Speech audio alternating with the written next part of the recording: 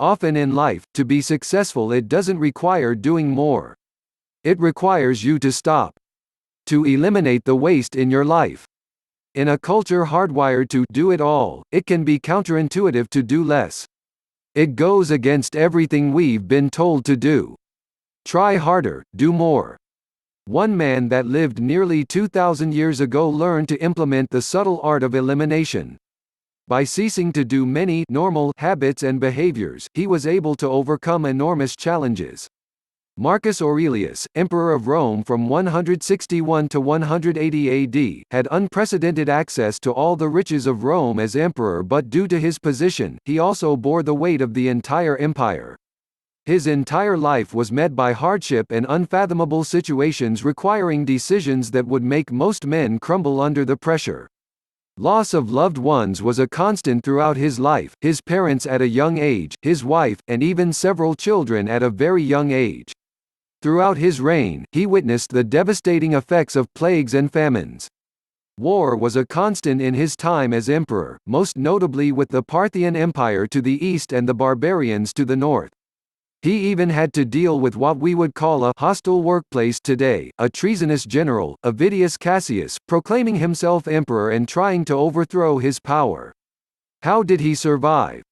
Only philosophy, as he would say. Through restraint, he found the answer to each problem. By doing less, he found a way to do more.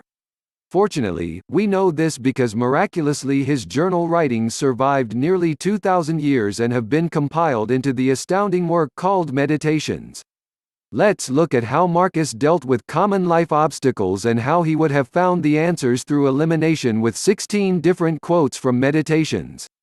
1. Stop caring what other people think. Enter their minds, and you'll find the judges you're so afraid of, and how judiciously they judge themselves.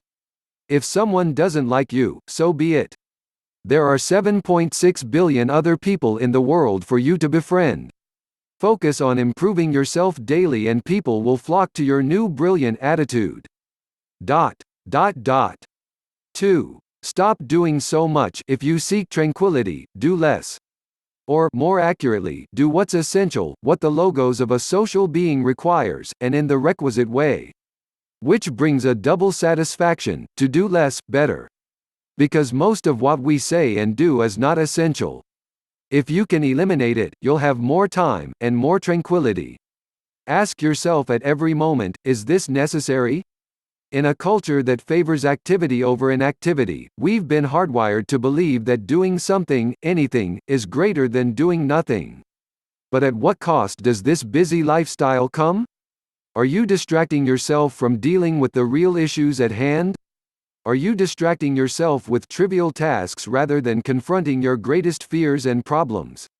As the author Greg McKeown writes about in Essentialism, essentialism is the key to a great life. If you feel like you're working your ass off to no avail, then take an inventory of where your efforts are focused. Rather than spreading yourself thin across many activities, focus on one and do it well.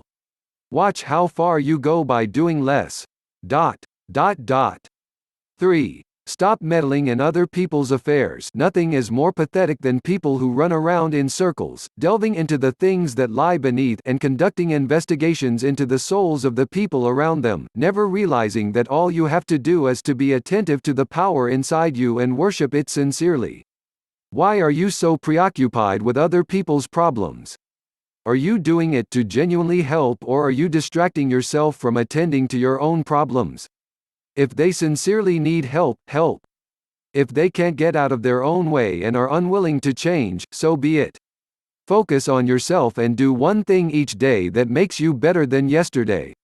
Focus on your work, your family, and be the best role model you can be by being excellent at what you do.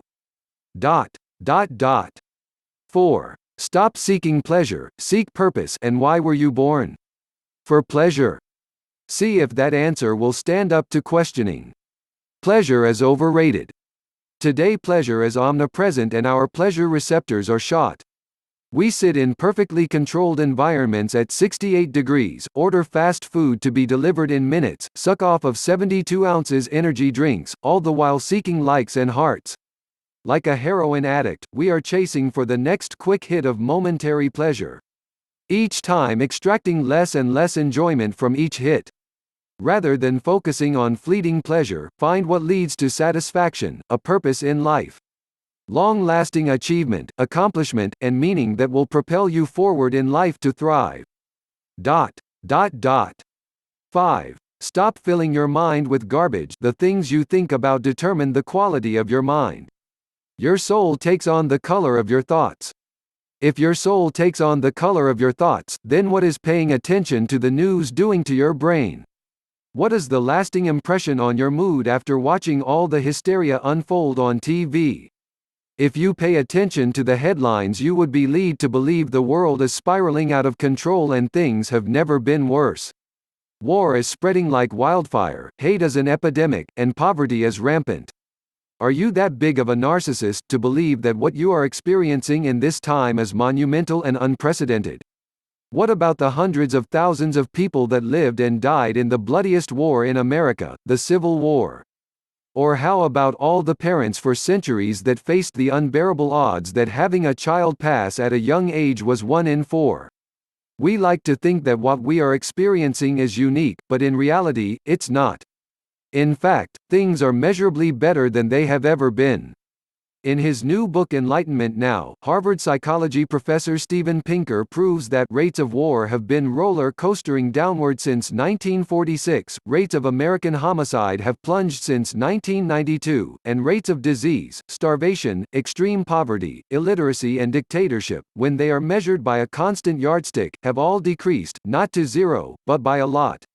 Fill your mind with knowledge from the masters of Stoicism and seek the good in life. You'll be amazed by how your anxiety washes away. Watch as your outlook on life changes. 6. Stop deciding outcomes. Disturbance comes only from within, from our own perceptions.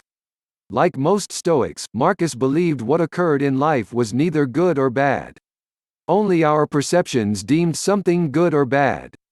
You can decide something as terrible, or you can choose to see the event as an opportunity to learn.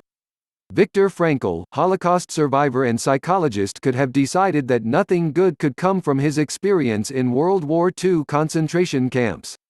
However, he made a conscious decision to learn and apply his knowledge as a trained psychologist to his experience in the concentration camps. By using his experience in the camps, he was able to help others through tragic events. To find meaning in tragedy. By finding this purpose, he had the will to survive the camps and to thrive after. For those that couldn't find purpose while in the camp, Frankl found that death was almost a guarantee. 7. Stop being hurt, choose not to be harmed, and you won't feel harmed. Don't feel harmed, and you haven't been. Better yet, stop perceiving the pain you imagine and you'll remain completely unaffected. Did somebody insult you? Are they saying things behind your back? Who cares? Do what is right. Focus on what makes you better. You could waste countless hours fretting about what they said, or you could do something productive that advances you forward. It's amazing how your problems suddenly disappear after you focus on doing what is required of you and focusing on improving your life. 8. Stop stalling. At dawn, when you have trouble getting out of bed, tell yourself, I have to go to work, as a human being. What do I have to complain of, if I'm going to do what I was born for, the things I was brought into the world to do? Or is this what I was created for? To huddle under the blankets and stay warm? Emperor and commoner alike, sometimes we all wish we could hide under the sheets and never leave. But what good would that do? Too many people today are content to hide under the covers for one reason or another, metaphorically speaking. The anticipation of starting something is always much worse than the actual event. The key is to just start. Rip those covers off and go. 9. Stop babying your ego. In reference to his adopted father Antoninus. His tolerance of people who openly questioned his views and his delight at seeing his ideas improved on. What happened to stimulating debate? The type involving respect, a lack of emotions, and a genuine interest to understand where the other person is coming from. What can another person's point of view and perspective give you? In today's climate, we are so quick to judge someone based on one single belief. The problem is, it's impossible to fully understand a person's belief system because you can't possibly know all their life experiences that led to those beliefs. However, if you listen, you have an opportunity to learn and gain a better understanding. Stop assuming when somebody has an opposing view that they are wrong, and stop assuming when one questions your beliefs that it's a personal attack. Instead, assume it's an opportunity to learn and expand your mind. 10. Stop trying to do it all alone. Don't be ashamed to need help. Like a soldier storming a wall, you have a mission to accomplish. And if you've been wounded and you need a comrade to pull you up, so what?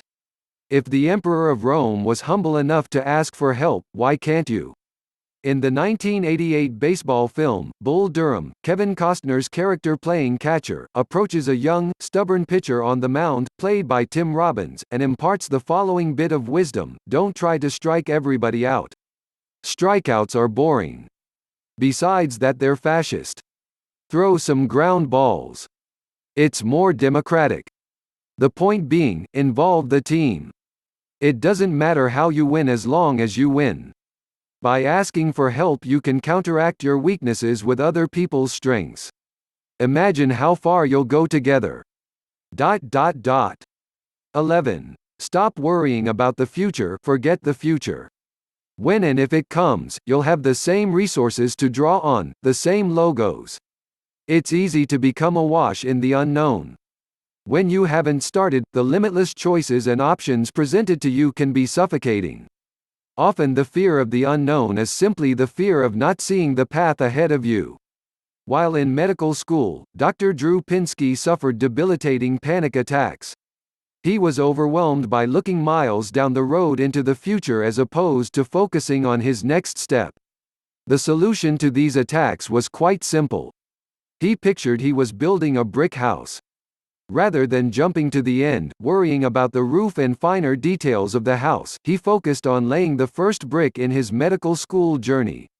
Once he laid that brick, he focused on the next brick in his schooling that would get him closer to becoming a doctor.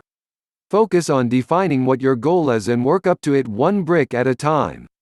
Similarly, try the step-stair goal method and suddenly the unknown will have a defined path. 12. Stop comparing yourself to others. Treat what you don't have as non-existent.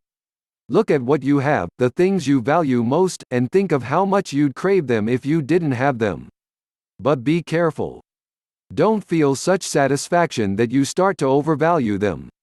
In a world of Facebook and Instagram, it's almost impossible not to compare yourself to others, but remember, what's being posted is only what they want you to see. If you find yourself frequently envious of what others have, reframe your mind. Spend time writing what you're grateful for. Focus on what you do have, no matter how small or insignificant. Your mind will shift from scarcity to abundance. You'll find greater satisfaction in all the pleasures of life that you've forgotten about. As Olympic runner Shannon Robery does before going to bed, write 3 things you are grateful for that day and watch how your mood changes. 13. Stop putting off what's most important, even if you're going to live 3,000 more years, or 10 times that. Remember, you cannot lose another life than the one you're living now, or live another one than the one you're losing. In the very sweet 2009 movie Up, the main character Mr. Fredricksen in his old age finally decides to go on an adventure of a lifetime that he and his wife have dreamt of for decades. The adventure is traveling to a tropical wonderland named Paradise Falls. The only problem, they waited too long to take the trip. After years of putting off their dreams, Mrs. Fredricksen becomes sick and sadly, passes away. Only after experiencing the loss of the love of his life does Mr. Fredricksen finally muster the courage to go on this epic adventure. What are you putting off in your life that would be a travesty if you never were able to experience it? Imagine what that would feel like. Visualize that sinking feeling in your gut. Now go and plan for it. Make it happen. 14. Stop being anywhere but here. Give yourself a gift, the present moment. Put the phone down, turn it off, and look up. Be with those around you. Do the most loving thing you can do with your family by giving them your full undivided attention. Dot. Dot. Dot. 15. Stop losing control. Pay attention to nothing, no matter how fleetingly, except the logos. And to be the same in all circumstances. As the popular meditation app Headspace declares, brilliant things happen in calm minds. Calm minds lead to clear thoughts. Clear thoughts make great decisions. However, this doesn't mean ridding yourself of emotion. It means to be aware of your mind and body. To seek equilibrium like the keel of a boat acts as a ballast, finding center after a strong gust of wind. Look at two of the greatest coaches in all of sports today. Bill Belichick, coach of the New England Patriots, and Nick Saban, coach of the Alabama Crimson Tide, are steadfast and calm in any situation. No matter the game or the pressure, they remain unfazed. They comically say little and give even less to the press and naysayers. These two coaches don't just know that calm minds lead to great decisions, they live it. In the last game of the year, the 2018 National Championship game, Alabama found themselves down 13 points to start the second half. In what seemed like an insane risk, Saban pulled his first team All-SEC starting quarterback out of the game for an untested freshman, Tua Tagovailoa. In the highest pressure situation, in the national championship of all games, Saban chose to go with a player that hardly played all year. How and why did he make this decision? By staying in control. By paying attention to his logos, Saban was accurately able to analyze the situation and make the right decision that nearly no other coach in the league would have done. The result, a thunderous comeback and another Alabama national championship. 16. Stop acting surprised. Boorish people do boorish things.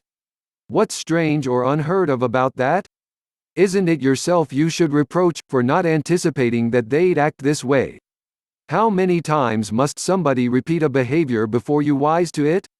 Acting astonished and being caught off guard as lazy. It requires no foresight. Anticipate what will happen and prepare for it. How will you respond to an insult? With a level head. How will you overcome an objection? With clear and well-thought logic. How will you respond to the most recent catastrophic breaking news? You won't.